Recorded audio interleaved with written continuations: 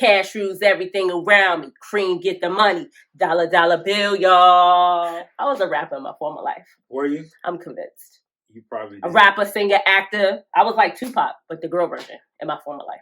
You probably shouldn't have been a rapper in your former life then. I think probably like you should have had a ghostwriter. You called me Drake? That's a lot of money. Maybe you should have been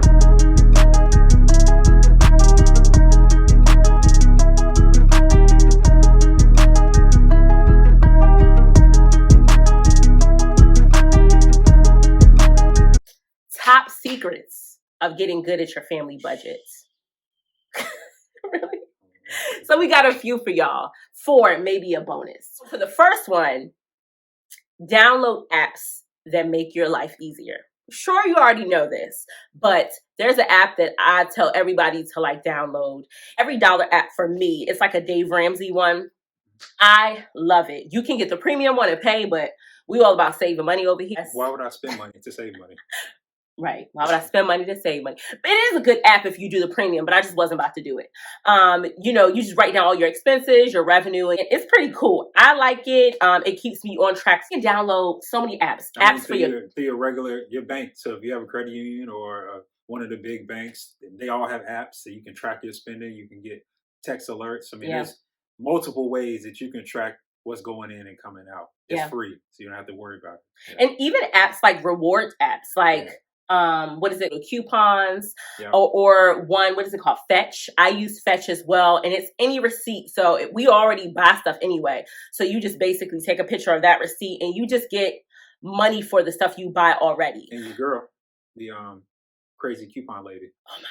Yeah, we ain't gonna talk about her because she gets you in trouble. Yeah. I gotta unsubscribe. Yeah, but it's the benefit to that. It's an item, a blender, perfect example that you wanted to get. Wait till it's on sale. Pull the trigger at the right time. You save your money up. So just not being in a rush and being deliberate about what you want to do. So. Exactly. Number 2. I'm a fan of old school Excel sheets because as a business major in college, we use Excel sheets for everything. And I love the fact that you can kind of put formulas in it. And sometimes there's nothing wrong with a pen and paper. And sometimes putting your items on an Excel sheet, you can really look at like your debt plan. You can really look at all the things that you normally spend. I love just being able to kind of manipulate different numbers to forecast, I need to make sure that I'm saving for an Easter dress for the girls, or I need to save for like a camp for the summer. It's tried and true. It's tried and true. It's not trendy. You got to do. You have to do a little more work than the apps, but it's whatever format you can send it. Mac, PC, it doesn't matter. It's all the same. So now they got the Google Sheets, child. So. Right, same thing. Yeah, it don't matter. Number 3. Knowing every single red cent that comes in and out of your account. I get paid monthly. Lamar gets paid bi-weekly. So we have really had to finesse the way we pay different bills and we save. And it has been an adventure. Let's just say that. That's a good way to say it. Well, just learning that, okay, some of the bigger expenses, you pay those at this time. And then learning how to manage our money throughout the month has been a journey through different jobs, and you're getting paid different amounts and at different times. And when the holiday hits, you all know about that. Am I going to get paid on Friday or is it going to happen on Monday? I need to know. MLK Day. I need to know. So Good Friday, we get paid on a Thursday or the Monday. Exactly. They might change the trip. It might change the trip, right? So, yeah. Just understanding that. But also knowing the amounts that come in and out of your account and at what time. I've tried to automate it because I get paid monthly. Everything to come out in the very beginning of the month, so I know what is left over. I already kind of know what's left over from my Every Dollar app, but you need to know the things that are coming out. You need that physical reminder in your account. Yeah, you do. Yeah, and not only that, for those things that you have monthly subscriptions. So I have the Rihanna Fenty box, subscription box. I get a lot of value from it because I can get, personal items at a lower price, and I just like the style of undergarments that Rihanna has. Me too. But I'm a fan. Go ahead. You stupid. Yeah. So I have to put like a calendar reminder at the beginning of the month, like either I'm going to renew my membership for that month or I'm going to just skip it for that month. But if I don't skip that thing, it is the $50 is coming out of my account, which you need to, again, know every single cent that's coming in and out. So Number 4 is over communicating about your money. Yep. Some families, they'll do weekly, they'll do monthly, quarterly. We try to touch base as much as possible. As soon as you need to. You know, exactly. You don't need to wait. Don't wait to the last minute.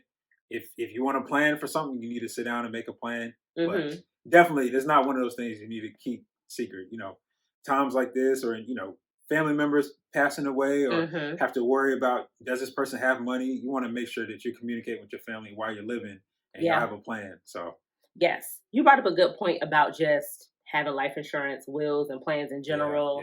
Yeah. We always advocate in the Black community, because this is just something we're passionate about, is making sure that you have, a plan after life. You're guaranteed life, you're guaranteed death. So even though we don't like to talk about it, communicating, we had to communicate with our parents, like, what do y'all have left for us? Where is these documents? What do we need to, know about? And that's just, an important thing.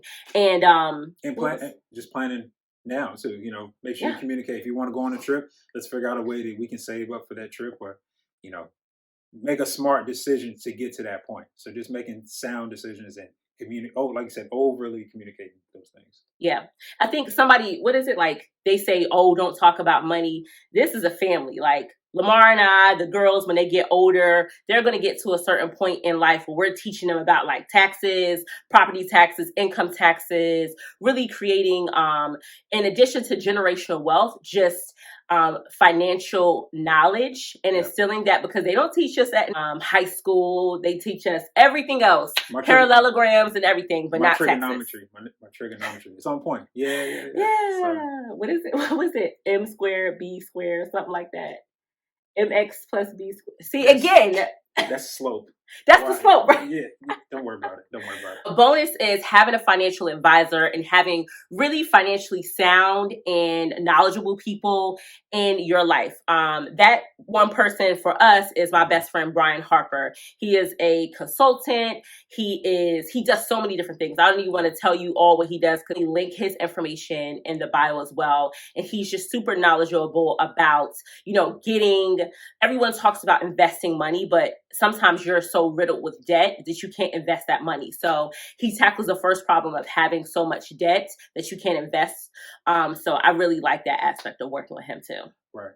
Shout out to Brian. Shout out to Brian. Drop a bomb for him. And then just lastly, y'all, just have grace with yourself. Making that family, but like emergency fund is super, super important.